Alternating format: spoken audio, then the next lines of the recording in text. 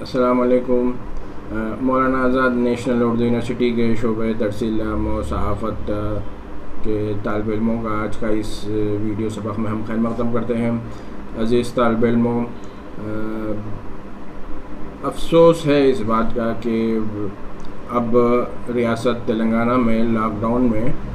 30 April تک یعنی مزید 2 ہفتوں کی توسیع کی گئی ہے۔ تو یہ بات میں آپ لوگوں کو بتانا چاہوں گا کہ اب 30 اپریل تک ہماری یونیورسٹی کی کشادگی ری اوپن ہونے کی کوئی گنجائش نہیں ہے۔ اس پس منظر میں یونیورسٹی کے اساتذہ، انتظامیہ اور ارباب اعلیٰ پوری طرح سنجیدگی سے اس سلسلے میں کام کر رہے ہیں کہ کس طریقے سے طلباء کے تعلیمی سیمسٹر کے نقصان کو ٹالا جا سکے۔ ہمارے ویڈیو سبق میں بھی ہم نے جو مختلف موضوعات پر بات کی ہے، آج پھر ہم ایک نئے موضوع کے ساتھ جیسا آپ سبھی حضرات کے سامنے موجود ہیں، اور ہمارا یہ موضوع ہے کہ دیہی علاقوں میں، رورل ایریاز میں جو ہیلتھ فیسلٹیز ہیں، طبی علاج کی سہولیات موجود ہیں، اس حوالے سے آپ لوگوں سے بات کریں۔ ہم ہندوستان ایک وسیع و عریض ملک ہے، اور ہندوستان کی آبادی کا ایک بڑا طبقہ دیہی علاقوں میں ہی آباد ہے۔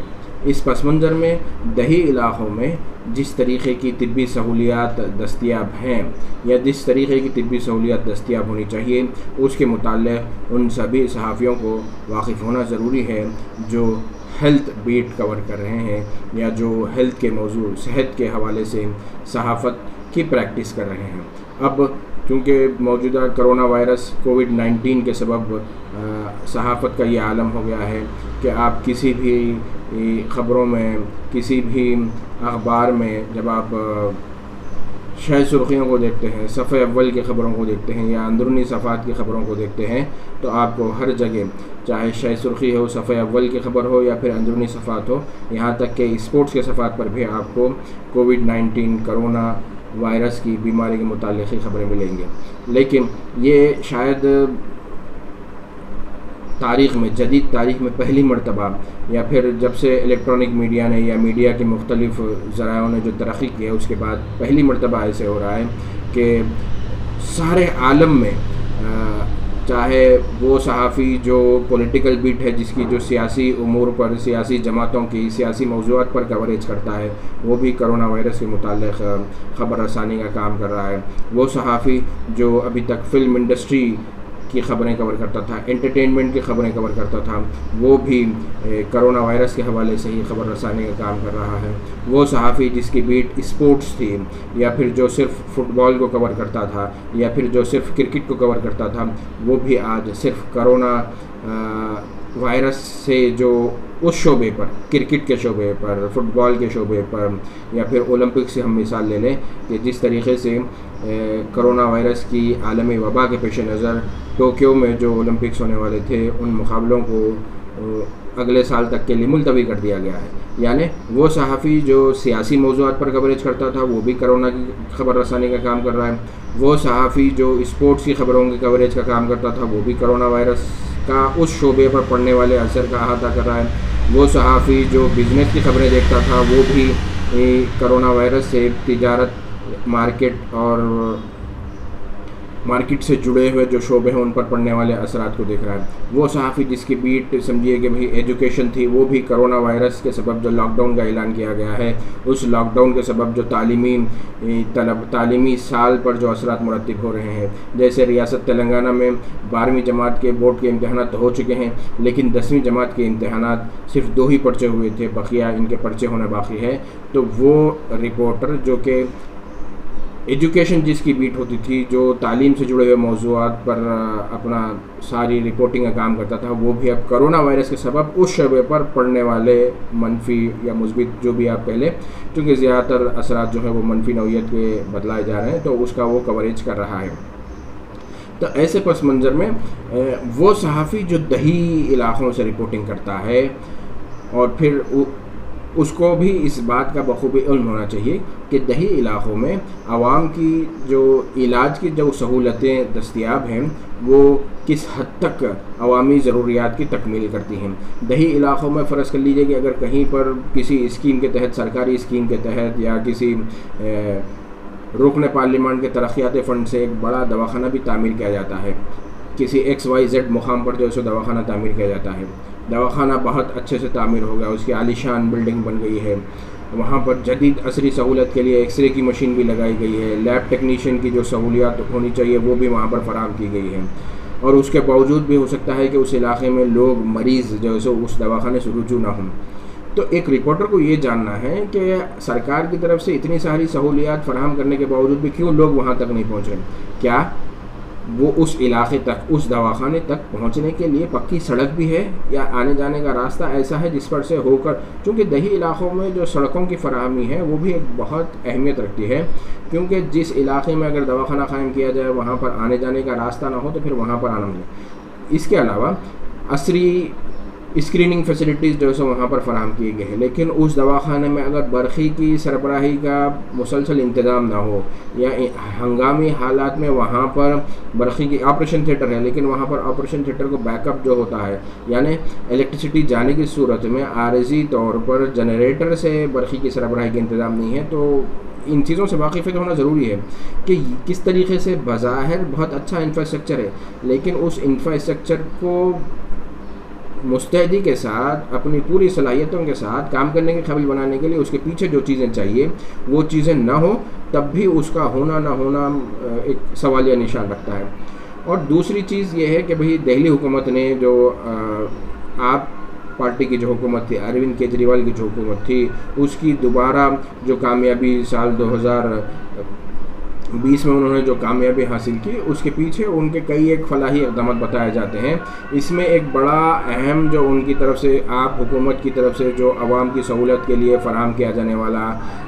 نظریہ تھا وہ تھا دواخانے، بستی دواخانے. کس طریقے سے آپ کی حکومت نے مختلف لوگوں کو ان کے اپنے محلوں میں، ان کے اپنی بستیوں میں علاج کی سہولت کی خاطر دواخانے فراہم کیے گئے، وہاں پر سہولیات فراہم کی گئی. تو ایسے پس منظر میں جب ہم دیہی علاقوں کے حوالے سے بات کر رہے ہیں کہ دیہی علاقوں میں طبی علاج کی کتنی سہولیات موجود ہیں، تب ہمیں ان سارے امور پر دیکھنا ہے کہ وہ سہولیات کس طریقے سے، کاغذی طور پر تو وہ ساری سہولیات موجود ہیں، لیکن عملی طور پر جو دیہی علاقوں میں رہتے ہیں ان کو فرض کر لیجئے کہ بھئی اگر ہنگامی صورتحال سے نمٹنے، ابتدائی طبی امداد فراہم کرنے کے لیے بھی کہیں پر دیہی علاقے میں کوئی سینٹر قائم کیا گیا ہے، یا دواخانے میں ہیلتھ ایمرجنسی کی صورت میں بھی علاج کی سہولت شروع کی گئی ہے، لیکن وہاں پر آپ فرض کر لیجئے کہ اگر کسی مریض کو یا کسی ایسے شخص کو جس کو فوری طبی امداد کی ضرورت ہے وہاں پر لے جایا جائے اور وہاں پر ویل چیئر نہ ہو یا وہاں پر اسٹریچر کی سہولت موجود نہ ہو، تو پھر آپ اندازہ لگائیے کہ کس طریقے سے اس کا علاج، اس کو جو ابتدائی طبی امداد پہنچانا ہے وہ والا کام متاثر ہو سکتا ہے. تو ایسے پس منظر میں چونکہ ہندوستان کی بڑی آبادی دیہی علاقوں میں ہی رہتی ہے آج بھی، اور دیہی علاقوں میں ہمارا جو صحت کے حوالے سے جو نظریہ ہے، اگر آپ ہمارے جو ملک کے مرکزی حکومت کی طرف سے پیش کیے جانے والے بجٹ کا بھی اگر ہم سرسری جائزہ لیتے ہیں تو طب کے لیے، طبی سہولیات کی فراہمی کے لیے،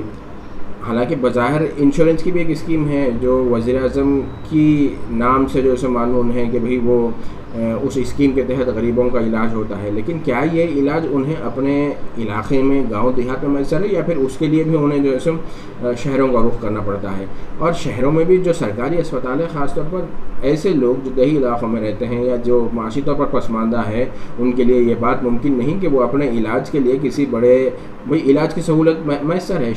شہروں میں پیچیدہ امراض کے علاج کی بھی سہولیات موجود ہے، لیکن یہ سہولیات زیادہ تر خانگی شعبے کے اسپتالوں میں ہے. تو کیا دیہی علاقوں سے جو آنے والا ہندوستانی ہے، گاؤں دیہات سے آنے والا جو پریشان حال مریض ہے، کیا وہ ان خانگی دواخانوں میں ہونے والے اخراجات کو برداشت کرنے کا متحمل ہے؟ یہ سوال ہے. تو پھر کتنے ایسے سرکاری دواخانے ہیں جہاں پر ہمارے دیہی آبادی کو علاج کی سہولت موجود ہے؟ نہیں. ہاں، بعض اسکیمات مرکزی اور ریاستی حکومت کی طرف سے روشناس کروائی گئی ہیں جس سے استفادہ کرتے ہوئے یہ ہماری جو دیہی آبادی ہے یا جو معاشی طور پر پسماندہ لوگ ہیں وہ اپنا علاج ان بڑے دواخانوں میں بھی کروا سکتے ہیں. تو جب ایک صحافی اس موضوع پر کچھ تحریر کر رہا ہے کہ دیکھیے ایک اور بھی مسئلہ ہے کہ بھئی گاؤں دیہات میں جو سرکاری اسپتال ہے ان سرکاری اسپتالوں میں زچہ اور بچہ کی جو سہولیات ہونی چاہیے کیا وہ صحیح طور پر جو ہے دستیاب ہے؟ کیا ہنگامی حالات میں بھی وہاں پر زچہ اور بچہ ان دونوں کے لیے وہاں پر علاج کی سہولت موجود ہے، یا پھر وہاں سے انہیں شہر کو جو ہے منتقل کرنا پڑتا ہے؟ اور پھر گاؤں دیہات سے یا گاؤں دیہات کے سرکاری اسپتال سے شہر تک ان کی منتقلی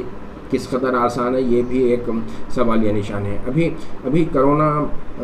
وائرس کے پھیلاؤ کے سبب جو لاک ڈاؤن کا اعلان کیا گیا ہے، گزشتہ دنوں ہی خبر آ گئی کہ جہاں پر ایک خاتون کو علاج کے لیے بر وقت وہاں پر اس کو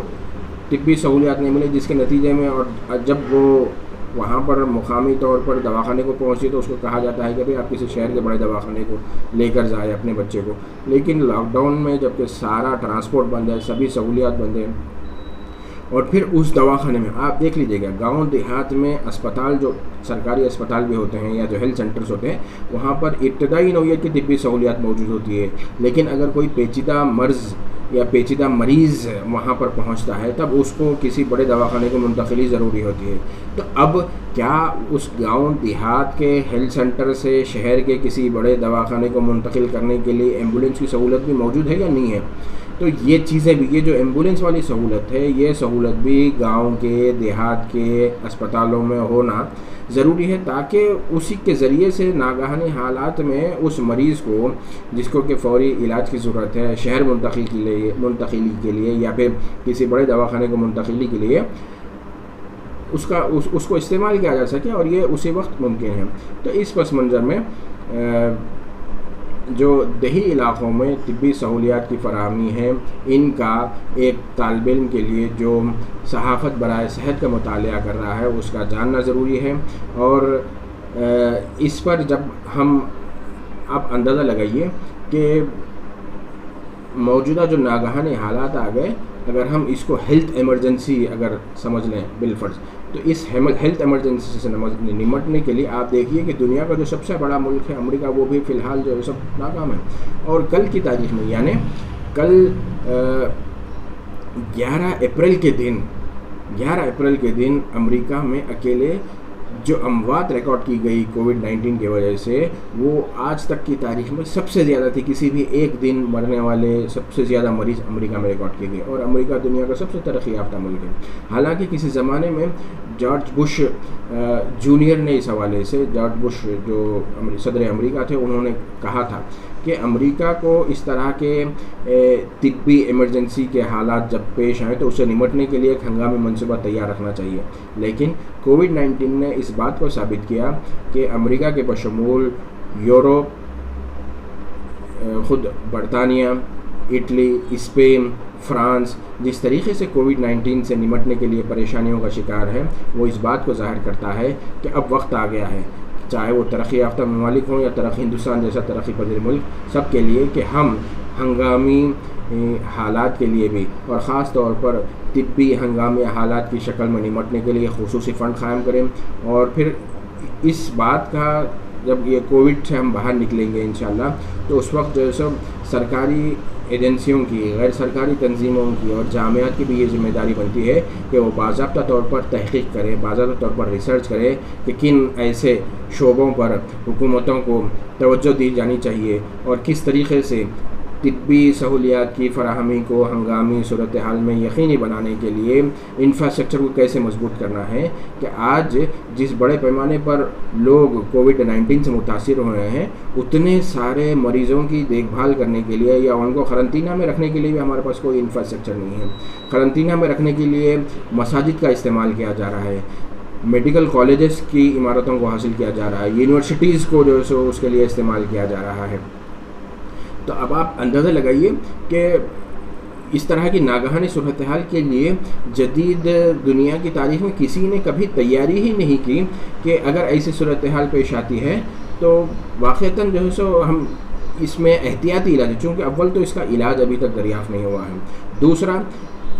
پھر اس سے بچاؤ کا کیا کریں کہ بھی لاک ڈاؤن کے ذریعے سے لوگوں کو اپنے گھروں پر رہنے کے لیے کہا جائے تاکہ لوگ باہر نہ نکلیں اور اس مرض کا شکار نہ ہو، کیونکہ اگر لوگ مرض کا شکار ہوں گے اور جس تیزی سے لوگ ہوئے ہیں اس مرض کا شکار، ان کے علاج کے لیے جو درکار طبی سہولیات ہیں، جو انفراسٹرکچر ہے، یعنی جہاں پر کم از کم 14 دن 15 دن کے لیے کسی مشتبہ شخص کو، مطلب ایسا شخص جس میں وہ علامات پائے جاتے ہیں کہ وہ کووڈ-19 سے متاثر ہے، اس کو نگرانی میں رکھنے کے لیے بھی ہمارے پاس انفراسٹرکچر موجود نہیں ہے۔ کووڈ-19 نے ایک مرتبہ پھر سے عالمی برادری کو، عالمی جو ادارے ہیں ان کو اور دنیا کی سبھی حکومتوں کو ایک موقع فراہم کیا ہے کہ وہ تجزیہ کریں کہ ان کے قومی خزانے سے جو سالانہ بجٹ نکلتا ہے یا 5 سالہ منصوبے کے تحت جو بجٹ نکلتا ہے، اس بجٹ کا کتنا حصہ وہ اپنے ملک میں اپنے عوام کو علاج معالج کی سہولتیں فراہم کرنے کے لیے استعمال کرتے ہیں۔ عزیز طالب علموں، آج کے اس سبق کو ہم یہیں پر ختم کرتے ہیں، اس امید کے ساتھ کہ اگلے سبق میں آپ سے دوبارہ پھر سے ملاقات ہوگی۔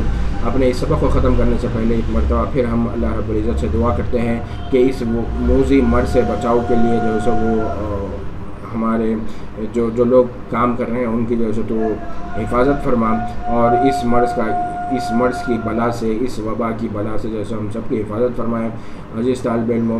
آپ اگر اس سبق کو سننے کے بعد، اس سبق کو پڑھنے کے بعد میں آپ کے ذہن میں کچھ سوالات ہیں تو آپ اپنے سوالات مجھے واٹس ایپ کے ذریعے سے بھی بھیج سکتے ہیں، یا گوگل کلاس روم کا پلیٹ فارم جو ہم استعمال کر رہے ہیں اس کے ذریعے سے بھی آپ مجھ تک پہنچا سکتے ہیں۔ خدا حافظ، السلام علیکم۔